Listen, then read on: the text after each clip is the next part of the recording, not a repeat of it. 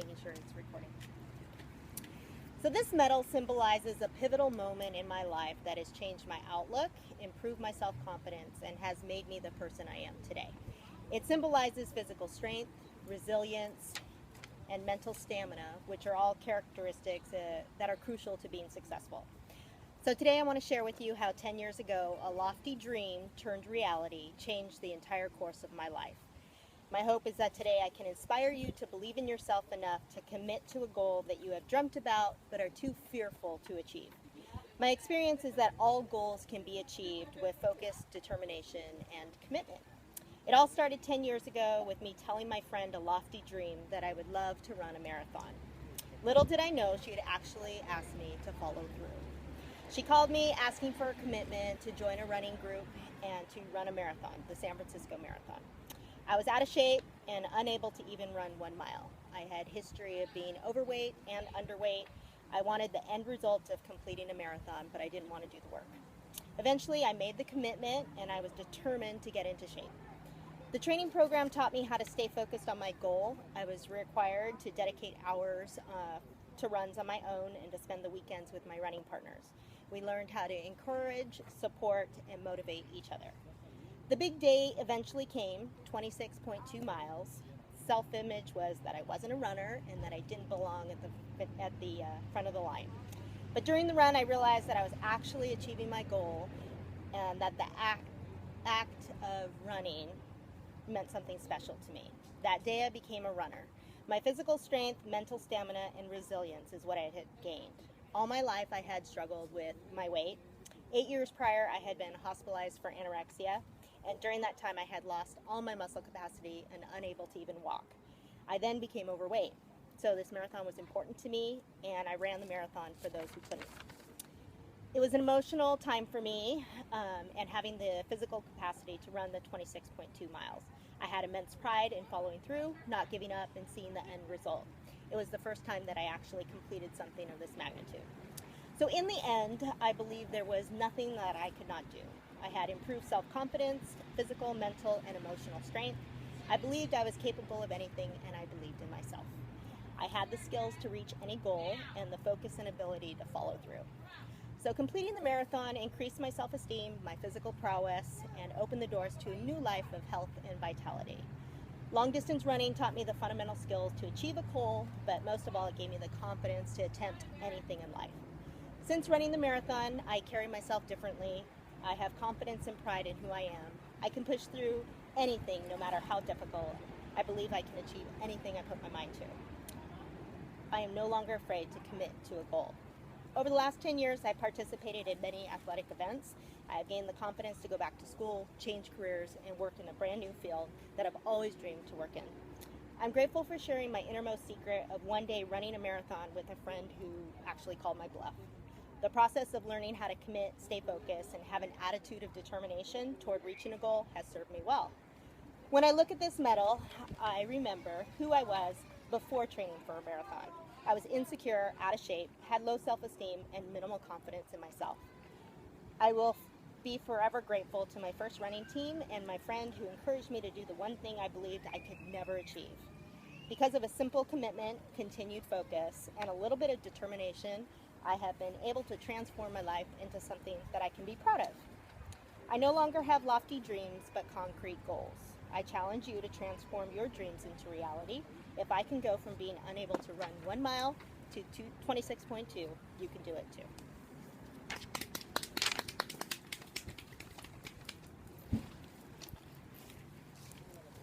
Okay. My speech is on my experiences as a soldier this year, going to our biannual weapons qualification, and that experience taught me some things in life about being prepared, expect the unexpected, and just laugh in the face of the biggest, most horriblest experience of your life. Come away and say, hey, this was funny. I can make fun of it. This past February, my Army Reserve Unit, we went to our biannual weapons qualification at Fort Hunter Liggett, out past the wine country, past Salinas. During this time of year, even though we're experiencing a drought in California, they had a deluge of rainfall. So we were warned, bring your wet weather gear. I heeded their warning, made sure I packed my wet weather gear and some warmer clothing to wear underneath my uniform. We get to our unit. It's overcast, but not too bad. We load up our trucks with all our gear, everything we need to bring. We get up in our vehicles and we drive down to 400 Liggett. We get there and my goodness, it was raining nonstop, day in, day out, constant rainfall. Our command warned us that no matter what, we were still going to have to go out there and qualify with our weapon. So that afternoon, we go down to the range. We get there. Half the people brought their wet weather gear. Half the people did not bring their wet weather gear. Everybody scrambled to share what they had. We get out to the range, and we were not expecting the wind, which was just blowing us every which way. The rainfall, which, as I said, did not let up. So there we are, watching this rainfall constantly beating down on us. Some people did not come prepared. I, on the other hand, did. So I had my wet weather gear, put it on, but even that didn't stop the feeling of the cold and the wetness. Standing there hour after hour in this deluge, getting intermittent breaks to sit down and try and warm back up and have something to eat. So as the day progressed, the ground started getting filled with water. But our command says that's not going to stop you. We have to qualify today. So we had to go out to the range with our weapon and lay in puddles of water. Well, to try and stop that we didn't have to lay in puddles of water, they put down plywood. Plywood really kind of just sank into the water still, even on the plywood. So there we are, standing, seeing the clouds come in, freezing cold, wishing our command would just call it a day.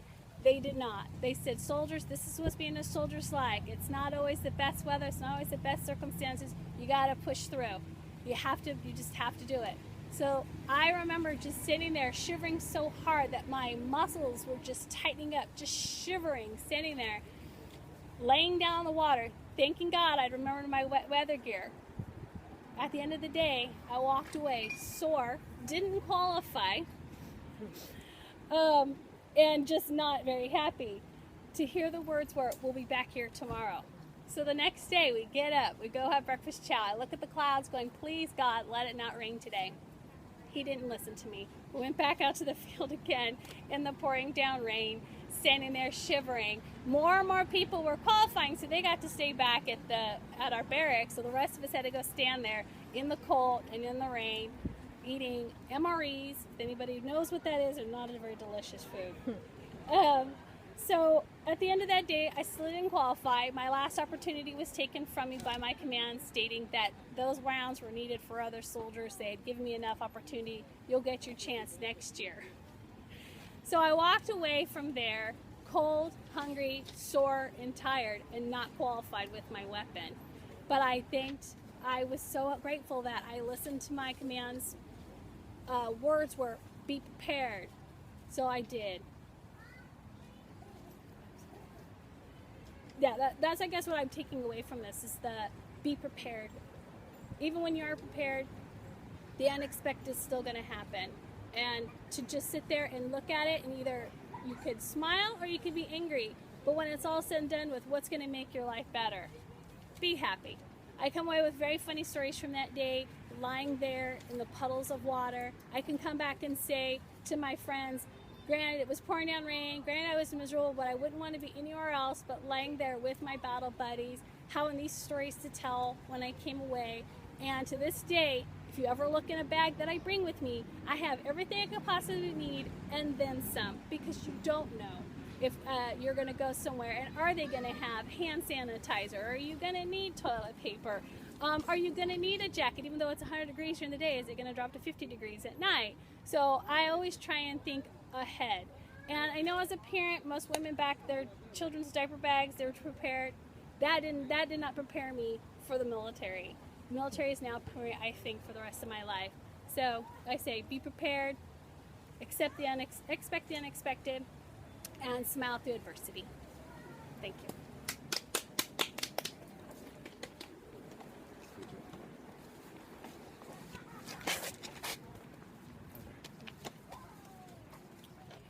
Okay, I was 9 years old when I arrived in the United States of America. The only thing I knew was Mickey Mouse lived there, right? And any kid knows Mickey Mouse lives here. In March of 2000, I stepped into an American school for the first time. Now I'm gonna tell you what my issues, my emotions were battling with my head, and how I made a try to have a good day instead of the bad day. I remember when I was on my way to the school bus with my mom holding my hand, and all of a sudden, I started shivering. I started getting scared that I will never see my mom again, because she's sending me to an unknown place. So as I'm walking, she's asking me if I'm okay, because she can feel my hands shaking. So when she asked me if I was okay, I'm like, Mom, I don't want to go home. Let's turn back. Why don't we do it another day? Let's give it another try tomorrow. See if it makes me feel better. She said no, like any other mom did, right? She told me that this is a very good opportunity for you. You just gotta endure it and just make the best of it. So as I'm walking to the school bus, I'm imagining in my head that this is all a bad dream. That I'm soon just gonna wake up from it and realize I'm still in my native land with my family and friends that I'm hoping to see later during in the day. As I'm walking to the bus, I can start noticing the kids aboard in the bus. So as I'm getting closer, I'm start shivering more. I'm trying not to cry in front of my mom, because it's embarrassing, right? So I'm battling in my head and with my emotions saying, don't cry, but my heart was telling me another thing. So we arrived at the bus, I got on, and I tried to sit. I sat in the middle, closest to the window to my mom, because I wanted just to have those moments still with her, with at least looking at her, saying that everything was gonna be okay. After a few minutes, all the kids were on board. The bus took off, and I thought of myself, maybe I can make this a really good outcome. Why don't I just come up with a plan, remember all the street names, and when I get to school, sneak out and find my way back to home. So I'm on my way, writing on a piece of paper the street names where the school bus turn left or turn right. And then, but I'm in my head, it's like, no, it's a bad idea. I'm gonna get lost. I'm gonna be in more trouble than I will be if I stayed in school. Within a few minutes, we arrived at the bus, the school, and I stood in front of the school. Now I guess my mom forgot to tell me what to do next. She didn't tell me to look for help. She didn't tell me to go to the main office or anything. So I just sit in front of the gate, clueless, not knowing what to do. So I'm thinking, I'm going to war. My mom just sent me somewhere where I don't know if I'm gonna be able to come back without her telling me what to do. So I'm standing there in front of the gate, just doing nothing, motionless. And another student approached me and started speaking to me in English. Right? And I didn't know, I didn't understand what he was saying. So I just said, no English. Luckily for me, he spoke Spanish. So I told him, I'm a new student. I don't know what to do. I don't even know where my class is. And he just gave me a few instructions, and I still didn't understand him. So I was like, he told me, come on, I'll show you what to do. So he took me to the main office. At that time, I'm feeling more confident, because he's by my side and he's going to be translating for me to what I want to say. We're going on the hallways, and we're opening the door, and he's translating for me, and all I had to say was my name. In a few minutes, the kid left, and the school staff took me to my class, and I didn't really I didn't do anything in my class. I just sat there for the whole time, for like almost 8 hours straight, not doing anything, because who's gonna start doing classwork if you don't understand anything and not even what the papers is saying? So as I'm sitting in my seat, I'm just thinking to myself, Luis, you can do this. Come on, you're strong. Even though you're just a 9-year-old boy, you can do it. Everything's gonna be all okay. and probably you're gonna be going through the same emotions, the battles, the next day. So my day ended. I felt confident. I felt accomplished. I was able to just defeat my number one giant, which it was fear, because I didn't know anyone. No one spoke to me in that first day. I just tried to on my lunch. All I did was pretending I was writing something, so they don't think I was a loner. So I got home. My mom. As I'm going back to the exit, my mom is there accomplishing, and all I could think was that all these moments that I lived during my first day are always gonna be in my mind and my memory because it impacted. But I have the determination and the choice to make the best outcome for every situation. Awesome. Love it.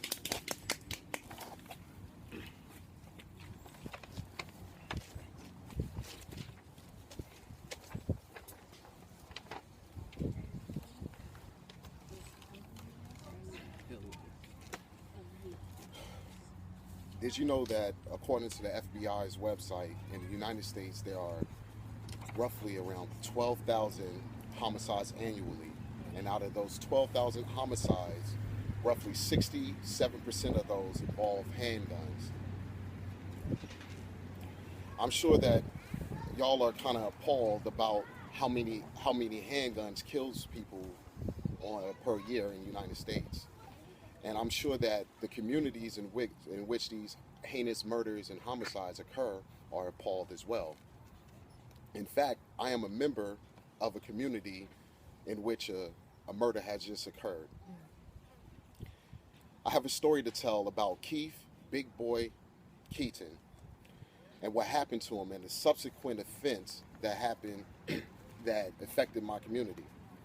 Last week after speech class, my mother gave me a call, and she said that he got shot. And I was kind of pre-consumed with, did I do well on the artifact speech, that I didn't really understand what she was talking about. Then as my nerves calmed down from the speech, I asked her, who has been shot? And she said that Big Boy, he's been shot by this guy named Trayshawn. Now, Big Boy, I've been knowing him for years, but I didn't know who this guy Trayshawn was. In fact, Big Boy, I found out later that he was my third cousin. I didn't know. I mean, Statesville is a very small place. That's my hometown. Well, she told me that he's been rushed to the hospital, Iredell Memorial Hospital, and that's the same hospital that me and Big Boy, where we both were born at. We both was born at this particular hospital. It's kind of ironic, right? And that she'll call me back when there's more to speak, when she gets more information. So nothing could have prepared me for this information that she was about to tell me. I was on my way from Concord to Antioch, where I live, and right when I was reaching to put the key in the door, my phone went off, and my mother said, he's died. My heart raced down to my stomach. Me and Big Boy had a lot of unfinished business to do, especially when it comes to taking shots of moonshine. That's the drink that we take back home, which I definitely miss this guy. But not to digress, she told me the story in which this heinous act took place, she told me the events which caused Big Boy to die. She said that Trayshawn and Big Boy, they were sleeping with the same woman. And Trayshawn, he was jealous about Big Boy and the affection that this woman gave this man. Trayshawn wanted to fight Big Boy, but he took the high road. He said, I do not want to have an altercation with you. In fact, just leave me alone. Trayshawn took it upon himself to go home, get a handgun. When Trayshawn came back to where everyone was, he pistol whipped my friend Roger and shot at Roger. But fortunately for Roger, the gun jammed. He fixed his gun, located my cousin, and shot him directly in his chest. Big Boy told Roger at that time, it's hot. Of course, bullets are very hot, and I'm thirsty. And Roger, like out of a line of a movie, said, hang on, buddy. We'll be there for you. Big Boy, of course, he was rushed to the hospital, and of course, he died. After listening to this information, I felt disgusted, but actually I felt cheated. I felt the world was cheated because Big Boy was a guy that was filled with promise. He was filled with to the brim of optimism and potential. He was a father just as well as Trayshawn. But Trayshawn, he was an ignorant guy. He took himself and Big Boy away from their kids. Now they're fatherless, and the community is going to have to support them, as well as the federal government, some subsidies or whatnot. So on. And another way I felt is that he was an ignorant coward. It does not take a lot of courage to wield a gun and hurt someone. It takes a lot of courage to turn the other cheek and to turn the other cheek and preserve life. Trayshawn lacked that characteristic or that attribute. So on 9/11/2014, our grief-stricken community in Statesville, North Carolina, buried a good friend and my cousin. They released Carolina blue and white balloons in the air to signify peace with the white and Carolina blue with the pride of our community. So as the FBI gathers their statistics on homicides yearly, their statistics cannot reflect the stories that's told by those 12,000. Or matter of fact, the 8,500 that's been murdered by the use of handguns. I believe that we should open up the discussion about handguns and how to keep them out of the wrong hands or whatnot. It's extremely difficult to talk about this, but someone needs to open up the discussion. Thank you.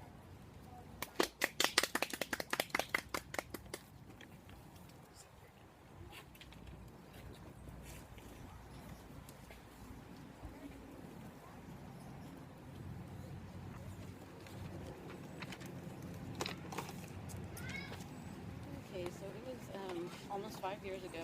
It was New Year's Eve, 2009, December 31st, and I didn't have any plans. I was trying to get a hold of some of my friends to see if they wanted to do anything, hang out or go out somewhere. And pretty much nobody would answer me back. It was like I was calling people, they weren't answering their phones, they weren't calling back. I was texting people, they weren't responding.